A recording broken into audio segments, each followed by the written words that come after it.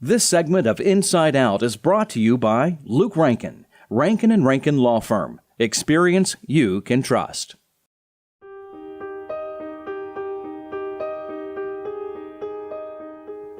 Today, we're talking with Marie Peeling. She's the chapter leader for Compassionate Friends. It's an organization that helps parents deal with the loss of a child. It's been around our community for a number of years, but Marie wants you to know they're out there and they're waiting for you if you need it. And Marie, first let's talk a little bit about your personal situation and how you unfortunately became a member of this group. 22 years ago, my son Keith, who was 22 years old, was killed in a car accident. He just got out of the Marine Corps, and unfortunately he was killed on his way home, coming home for dinner. I needed something, because when you first lose a child, unless somebody else has lost a child, they truly do not understand what you're going through. So I searched out organizations and I came across Compassionate Friends. At the time I moved down here, they were looking for a new leader, and I took over the leadership. Compassionate Friends is a place where you can go and feel completely safe. No matter what you say, no matter how you feel, we all understand. We've all been there. I know friends and relatives have said that they know how you feel. Honestly, nobody knows how you feel unless you've lost a child. So we're here. There's no judgment. We've all been there, and we show that you do learn how to live again. You do learn how to breathe again.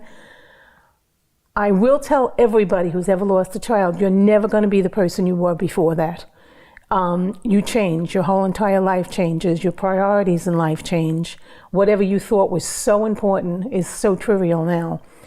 We meet once a month at the Grand Strand Senior Center on 21st Avenue North at 7 o'clock. But I am always available, because sometimes once a month is not enough. Sometimes you just have a bad day and you need to talk to somebody. So I'm always available for a phone call.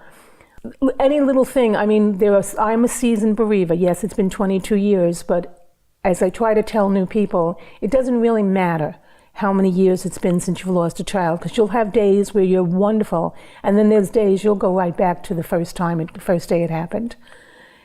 It's really a great place for people to come and just be able to express themselves, that they're not crazy, because you actually think you're crazy. And people kind of think that you should just get over it. That, okay, you lost your child, okay, it's been 2 years. You shouldn't be acting like this. We at Compassionate Friends know, no, there's no time limit on your grief. And everybody grieves differently. There cannot be any judgment. As an example, at my son's funeral, I had people tell me, oh, you're holding up so well, but look at your husband. I was like so taken back. People, I don't know, I guess people expect you to do what they think you should do. I had sympathy cards from people saying, I know how you feel. I lost my dog. And I realize I'm not criticizing people. They never know what to say. They don't know what to say. And people, but sometimes you're better off not saying anything and just giving us a hug instead of coming up with, oh, they're in a better place. This is God's will. Oh, this is better for them, especially if your child was sick or whatever. I know you mean well, but just give us a hug. That's all we want is a hug. And and like I said, at Compassionate Friends meeting, we can express that and not feel like we're going to hurt anybody's feelings, because you don't want to hurt people's feelings and just say, why would you say something like that to me? So you kind of just grin and you smile, and then you walk away and you're just like, why would they say something like that to me? Marie, you mentioned that everyone grieves differently, and you have a beautiful shrine to Keith here in your house. And for you, that's comfort. And I guess for others it could be, but there may be other ways for people to handle that grief. Oh, there definitely is. Whatever makes life easier for you, whatever you need to do. We also, we have a memorial out in Hillcrest Cemetery, which Hillcrest, they donated the land for us, which was just unbelievable that they would do such a thing. They're all good people out Very there. good people. And we have a beautiful monument for our children where a lot of our members are from the North, and a lot of their children are not buried down in South Carolina. So this is where you can go. You can purchase a paver to put your child's name or whatever you would like on the paver. And you can go out to the Hillcrest and sit and spend time.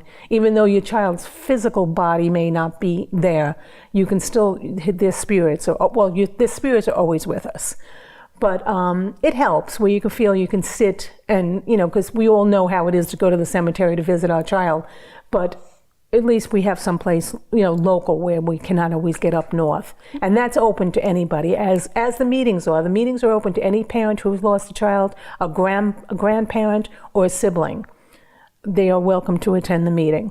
There's no membership fees. There's no obligation to come every month. You just come and come as you feel you need. So Marie, you told me that sometimes no one shows up, but you're glad to still be there. And you said sometimes when someone shows up, you laugh with them, you cry with them, you hold their hand, whatever it is they need, that's why you're there. Exactly. Perfect example was last night. We had a new member, and she came in where she could barely breathe, but she did have a smile on her face throughout the meeting, because it's not always just crying. You can talk about your child and you can laugh and bring back memories of years ago and things that you can talk about. Because sometimes when you talk to other people about your child, you make them feel uncomfortable. So you kind of hold in all that joy that you used to have with your child. So it's not all sad and gloomy. It's just a great place. But if you need that hug or if you need somebody to hold your hand, we're there. If you feel you don't need to talk, you don't want to talk, you don't have to talk either. You can just sit and listen. There's no pressure on you whatsoever. You just do as you feel you're capable of doing. It's the first Tuesday of every month, and they're there whether you come or not. And it's the Grand Strand Senior Center, 21st Avenue North in Myrtle Beach. And in case my friend Marie looks familiar, it's because she works at the Carolina Forest Post Office. When you see her, give her a hug and thank her for heading up Compassionate Friends. Thanks, Marie. Thank you.